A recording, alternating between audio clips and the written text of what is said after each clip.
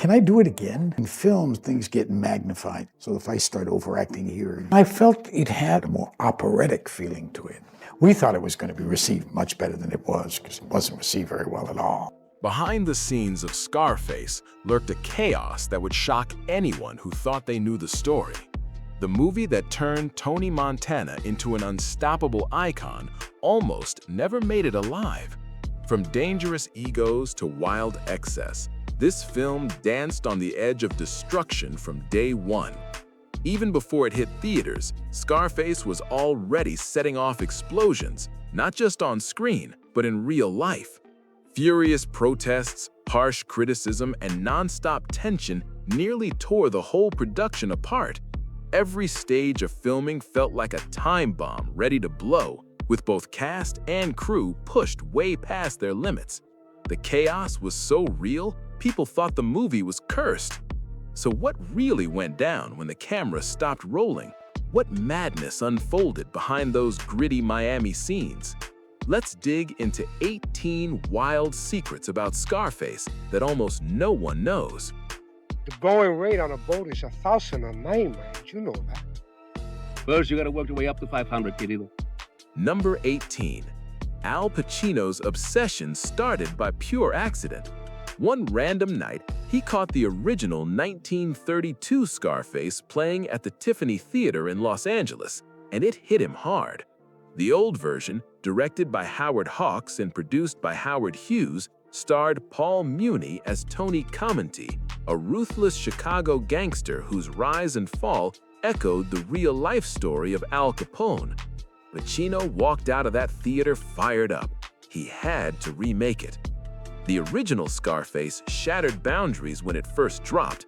Its raw violence and daring themes caused massive uproar back in the day. Censors went wild trying to shut it down, but the movie's grit made history. Pacino was completely hypnotized by Paul Muni's performance. He couldn't shake it off. Right after watching it, Pacino grabbed the phone, called up his manager Martin Bregman, and said they had to remake it. He didn't just want to act in it, he wanted to be Paul Muni. At the 35th anniversary reunion, Pacino even admitted it out loud, saying it became his personal mission to bring the legend back to life.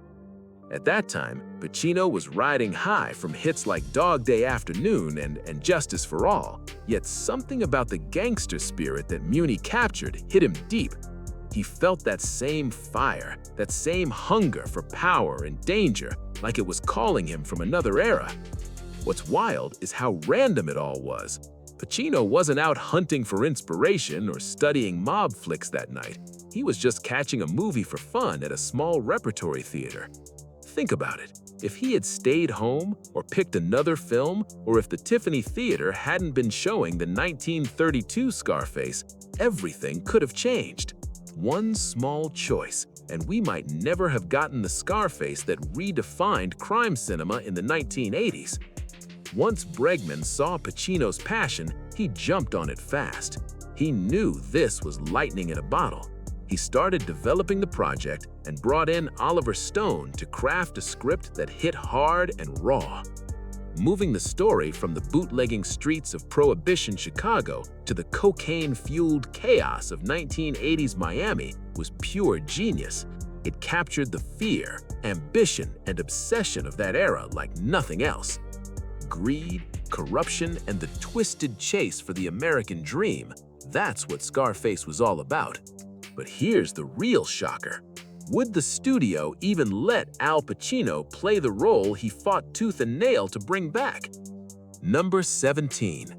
Universal Studios didn't even want Al Pacino as Tony Montana. Can you believe that?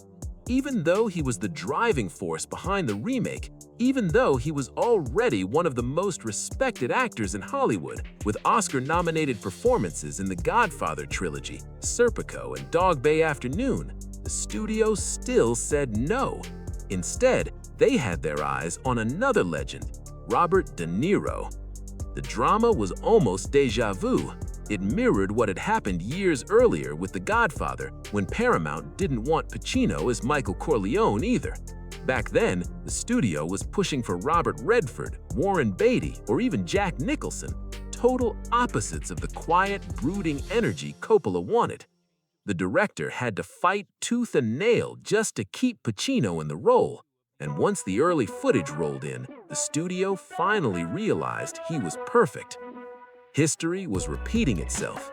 De Niro, fresh off his Oscar win for Raging Bull and critical hits like Taxi Driver, The Deer Hunter, and The Godfather Part 2, seemed like the safer bet. But Pacino wasn't backing down. He knew Scarface was his destiny. At the time, De Niro was Hollywood's golden boy, the guy every studio trusted to bring in awards and box office hits. To Universal, giving him the role of Tony Montana made perfect business sense. He was their safest bet. Scarface was all the demos. I had done some demos for Giorgio, like I'm Hot Tonight, whatever that was, that later got into. But fate had other plans.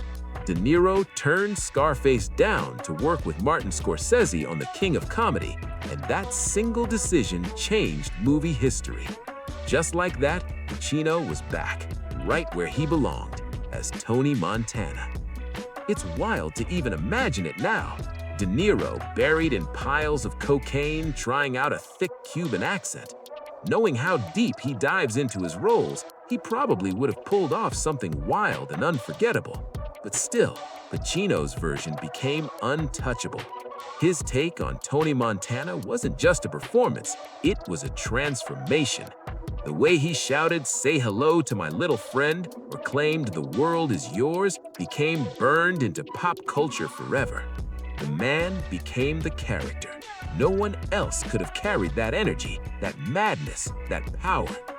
But before that larger-than-life story exploded on screen, someone had to actually write it. Someone who could dig deep into the chaos and danger of a man addicted to ambition and destruction. And that's where things get dark. Number 16. Oliver Stone wrote the screenplay while fighting his own cocaine addiction. That's right, the man behind the words was living through the same nightmare he was writing about. Stone's struggle with the drug started in the late 1970s, and by the time he began researching Scarface, it had already taken a serious toll on his life. His personal battle gave him raw, terrifying insight into how cocaine twists minds, bodies, and souls, and that darkness bled straight into the script. Oliver Stone dove headfirst into the underworld to get his Scarface script right. He hit the streets of Florida and Colombia, determined to understand the drug empire from every angle. He met with DEA agents who painted horrifying pictures of Colombian cartels and their ruthless control over the trade. He sat down with ex-dealers who broke down the gritty business side of cocaine, how it moved, who controlled it, and how fast it destroyed lives. He even witnessed firsthand the chaos the cocaine boom unleashed on Miami, the violence, the fear, and the hollow luxury that came with the drug's deadly grip. But here's the dark twist. While Stone was researching the monster, it was slowly swallowing him. Surrounded by people talking about cocaine day and night, hanging around scenes where the drug was everywhere, his own addiction spiraled out of control. Instead of studying the madness, he was living it. He soon realized he couldn't write about cocaine's destruction while falling victim to it himself. So Stone made a bold move. He fled to Paris to start over. Far away from Miami's chaos and temptation, he went completely cold turkey, quitting cocaine for good. The distance, the discipline, and the sheer willpower to stay clean gave him the focus he'd lost. From that clarity, the Scarface story began to sharpen. Every line, every downfall, every paranoid thought of Tony Montana came from a place of truth. The irony was brutal. Stone was crafting a story about cocaine's power to destroy lives while fighting that same demon in his own life. But that personal war gave him something priceless, real insight. He understood how cocaine tricks the mind with fake confidence, how it breeds paranoia, how it isolates people until they're trapped inside their own ego. That's why Tony Montana's fall feels so raw, so human, because the man who wrote it had already walked through that same fire. Every wild scene of Tony Montana buried in cocaine, spiraling deeper into chaos, came straight from Oliver Stone's own battles with the same demon. Every reckless move, every paranoid rant, every flash of ego-fueled madness, it all mirrored how cocaine had once twisted Stone's own mind. He later admitted that quitting the drug was one of the hardest, most painful things he'd ever done. Writing Scarface while sober was both healing and haunting, a way of facing his own dark reflection on paper. In a way, Stone wasn't just writing Tony Montana's downfall, he was writing about what could have been his own future.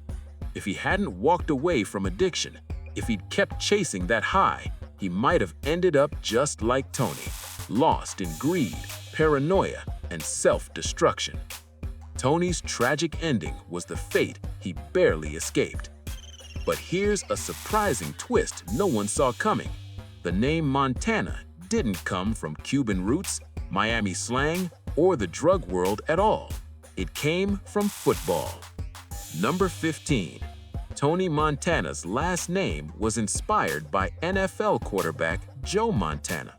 That's right, Oliver Stone lifted the name straight from one of America's biggest sports heroes. Stone was obsessed with Joe Montana's cool-headed confidence and sharp control on the field during his glory days with the San Francisco 49ers in the early 80s. He loved how the name rolled off the tongue, strong, smooth, and commanding. According to Stone, there was no deep symbolism, no coded message, just admiration for a man who thrived under pressure and always found a way to win. That calm dominance, that fearless energy slipped its way into Scarface history forever. While Joe Montana was becoming a legend on the football field, Tony Montana was being born on the big screen. Two icons, one name, both unstoppable in their own worlds. It's wild how fate works. The name Montana, borrowed from a football hero, ended up defining one of the most unforgettable movie characters ever. Whether by accident or destiny, Tony Montana's rise to power and violent collapse mirrors the same pressure and ambition that drive real-life legends before they fall. Oliver Stone never could have guessed that this random name would become movie history.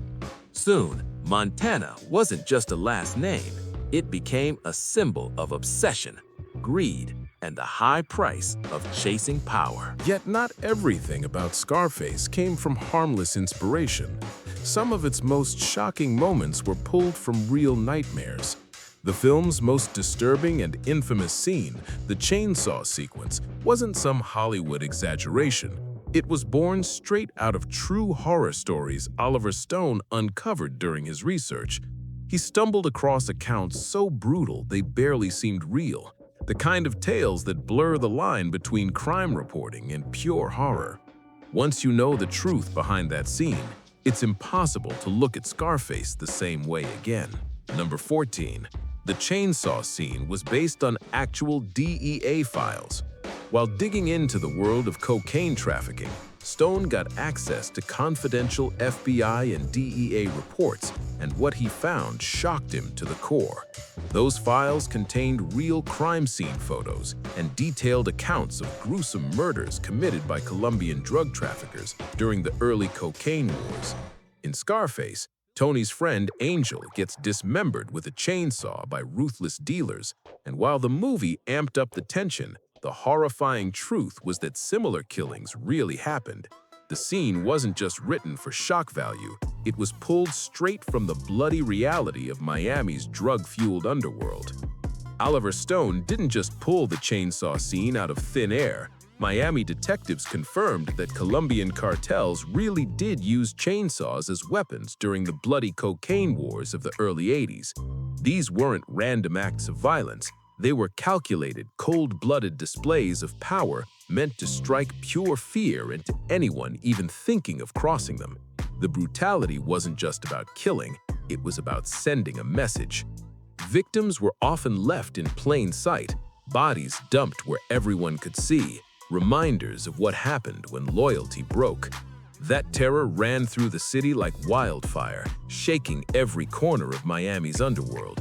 The scene in Scarface where Tony and Monty walk into the Sunray Motel thinking it's a simple drug deal, only for it to explode into carnage, came straight from real situations that detectives told Stone about. These deals were powder kegs ready to blow, fueled by paranoia, greed, and firepower on both sides. Nobody trusted anyone, and the smallest twitch could turn a transaction into a bloodbath. What made the Scarface version so chilling wasn't just the violence, it was how director De Palma handled it. Instead of drowning the audience in gore, he did something smarter. He let the imagination do the work. The camera barely shows the actual attack. Instead, it locks on to Tony's face, frozen in shock, while the sound of the chainsaw and Angel's screams fill the room. That choice made the scene 10 times more horrifying. It wasn't just a spectacle, it was an emotional gut punch. Viewers felt the fear, the helplessness, the horror of what was happening, all without needing to see every gruesome detail. De Palma turned restraint into pure terror, and that's what made the chainsaw scene legendary. Brian De Palma knew exactly what he was doing. Sometimes what you don't show can mess with your head way more than what you do. By letting the audience imagine the horror instead of shoving it in their faces, he made the chainsaw scene unforgettable and way more disturbing than any amount of blood could ever be. That moment became one of the most controversial in 1980 cinema, shocking censors and helping earn Scarface an initial X rating.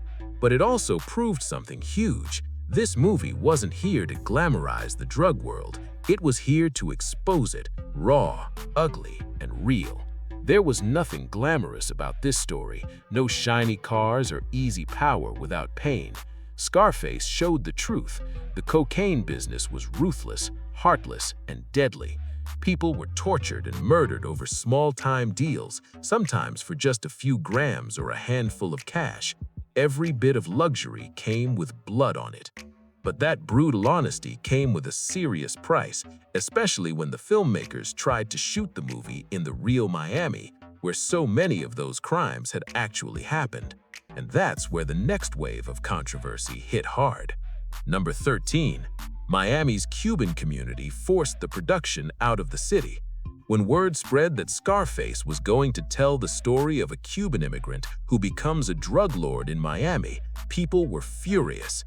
The city's Cuban-American community, proud, hard-working, and full of families who had escaped Castro's dictatorship, felt betrayed. To them, Hollywood was painting their community as criminals, when in reality, they had helped build Miami's culture and economy. Tensions exploded. The idea of outsiders coming in to portray Cuban immigrants as violent gangsters felt like a deep insult. The backlash grew so strong that local leaders and residents began debating whether the crew should even be allowed to film there at all. What was supposed to be a Miami story suddenly turned into a full-blown Miami scandal.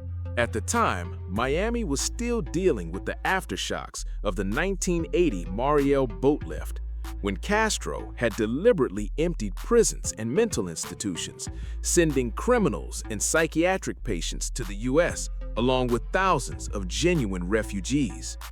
The Cuban community had worked hard to rebuild their image and create success after so much struggle, and now Hollywood was about to label them as gangsters on the big screen. It felt like a slap in the face. The Miami Tourist Board stepped in next, terrified that Scarface would wreck the city's reputation. They didn't want the world seeing Miami as some violent, cocaine-soaked war zone ruled by Cuban cartels. Negotiations dragged on for weeks, with city officials pushing for changes, but the producers stood their ground. They insisted the movie wasn't about Castro or politics, it was about cocaine and the dark side of the American dream. Eventually, the standoff turned toxic. The relationship between the city and the production completely fell apart. The crew managed to film in Miami for only 12 stressful days, mostly quick exterior shots before being practically run out of town. Protesters showed up at filming sites. Officials made it crystal clear the production wasn't welcome, and the tension on set was off the charts. What was meant to be a movie about chaos ended up living it behind the scenes. The Scarface crew didn't waste a second once Miami turned its back on them. They snatched up every bit of footage they could: skyline shots, quick drive-bys, and street scenes, anything to capture that Miami vibe before being forced to pack up and move. Once the camera stopped rolling in Florida, the rest of the film was shot thousands of miles away in Los Angeles, New York, and Santa Barbara. Here's the crazy part. Most of what audiences think is Miami isn't even close. The streets, clubs, and mansions that made Tony Montana's empire look so real were all recreated in California. The legendary mansion where Tony reaches his empire's peak and faces his epic downfall isn't in Miami at all. It's in Montecito, Santa Barbara. That stunning palm-lined paradise became one of the most famous Miami homes in movie history. And the glitzy Babylon Club, where Tony first meets Elvira and begins his climb to the top, totally fake. It was built from scratch on a Los Angeles soundstage. Nearly the entire movie's Miami energy came from LA sets over 2,500 miles away. That's a huge shout out to the production designers who nailed the look and feel so perfectly that most viewers never suspected a thing. Ironically, Miami's rejection might have been a blessing in disguise. By filming in Los Angeles, the crew had total creative freedom. No city restrictions, no protests, and no compromises. De Palma could experiment with lighting, camera setups, and wild action sequences that would have been impossible to pull off on Miami's real streets.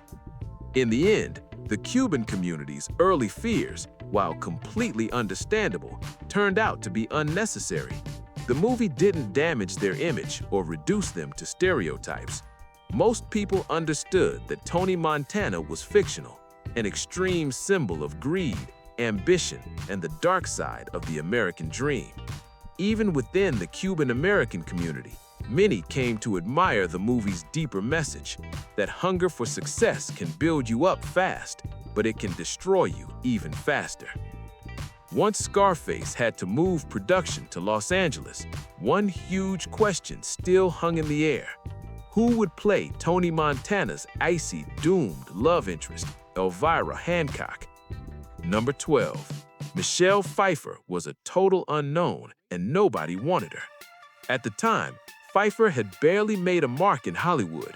Her only big-screen credit was Grease 2, a box office disaster that nearly derailed her career before it even began.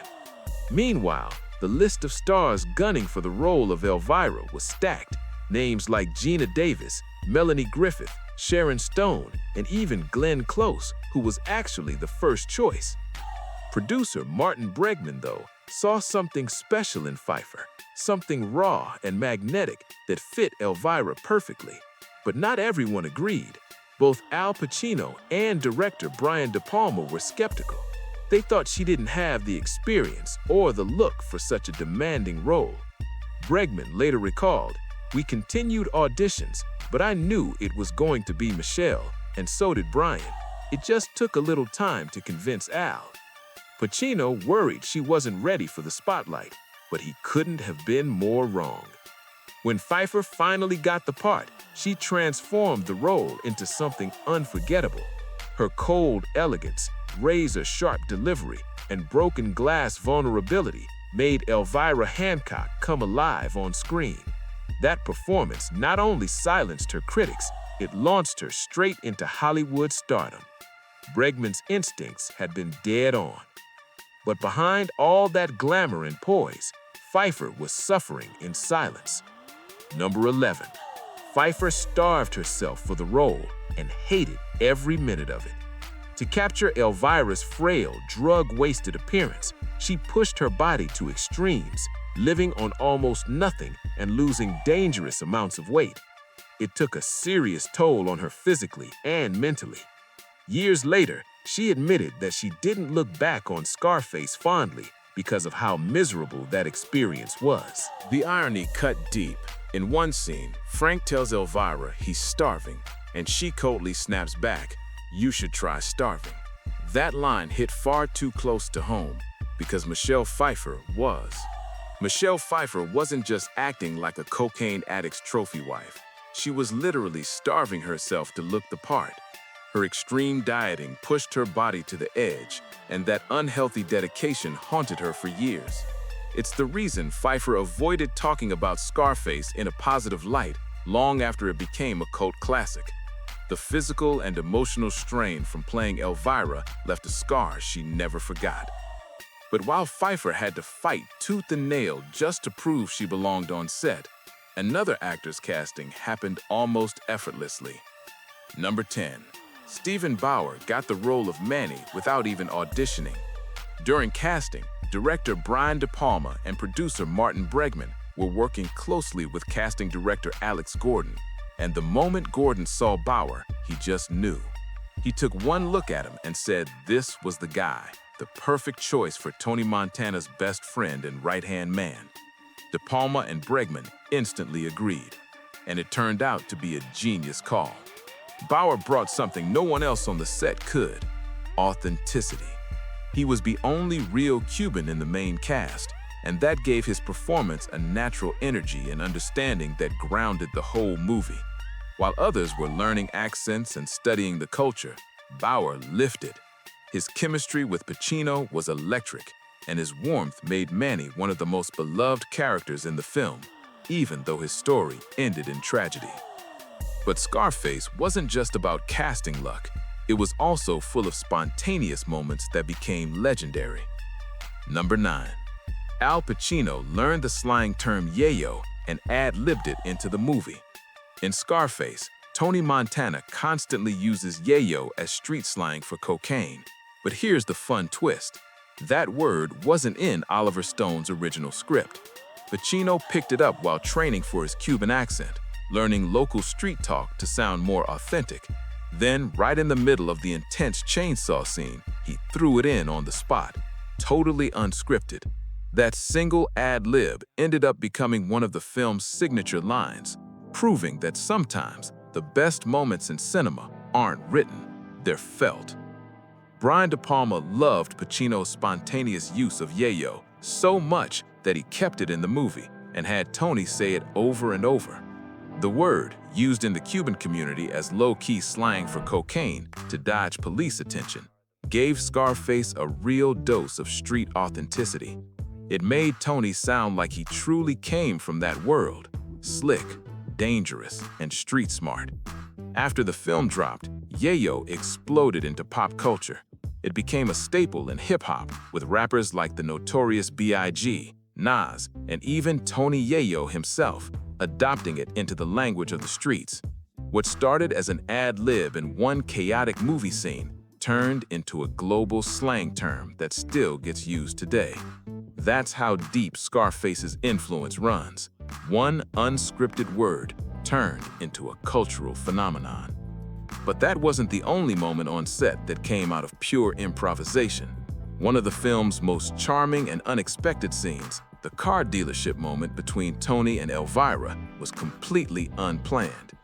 Number 8. The famous hat scene was totally unscripted.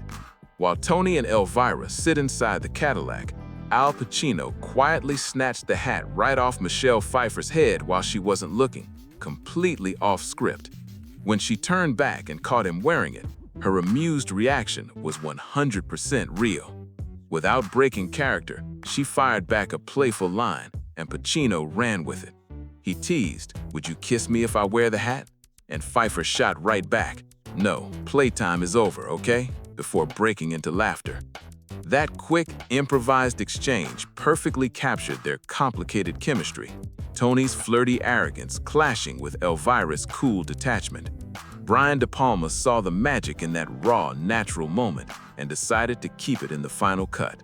It showed a rare, softer side of Tony, and hinted at Elvira's gradual, reluctant interest in him. But while that scene brought a touch of humor and charm, another casting choice behind the scenes would end up shocking fans for an entirely different reason: Tony's mother.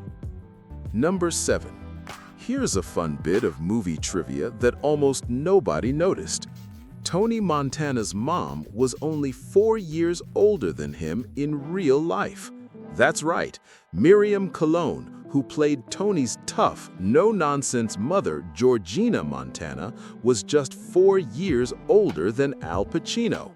It sounds ridiculous, but makeup, styling, and sheer acting power made it completely believable on screen. Colon's performance sold it so well that audiences never questioned it. She felt like Tony's mother, scolding him with that sharp mix of love and disappointment. Her legendary career spanned over 70 decades, earning her major respect in the acting world. In 2014, she even received the National Medal of Arts from President Barack Obama, a massive honor. Sadly, she passed away in 2017 at age 80, leaving behind an incredible legacy, both in Latin American cinema and Hollywood. But while that casting choice was wild, the film's entire production came with another huge surprise. For a movie that looked so expensive, it was actually made on a pretty tight budget. Number 6. Scarface was filmed on a surprisingly small budget. You'd never guess it by looking at it. The extravagant mansion, the neon-soaked Babylon Club, the wild shootouts, and all that 1980s Miami flash made it look like a blockbuster dripping in cash. But in truth, the production pulled it off with serious creativity and careful spending. The secret? Almost no one got paid big money. Brian De Palma had to beg for the chance to direct after his last movie, Blowout, didn't make much profit. And aside from Al Pacino, most of the main cast were either newcomers or relatively unknown at the time. For Michelle Pfeiffer, Stephen Bauer, and Mary Elizabeth Mastrantonio, Scarface was their first major break, so their salaries were low, their hunger was real, and their performances were electric. That combo, low pay, high drive, and bold vision, gave Scarface its raw, unstoppable energy, proving you don't need millions to make movie history. The Scarface crew wasn't just passionate, they were relentless.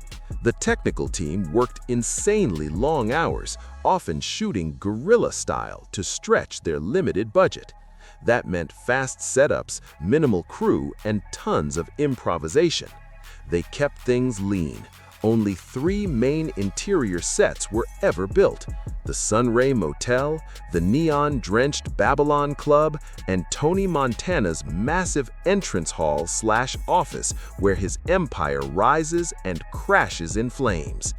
Every other shot was pulled off through smart location work and camera tricks.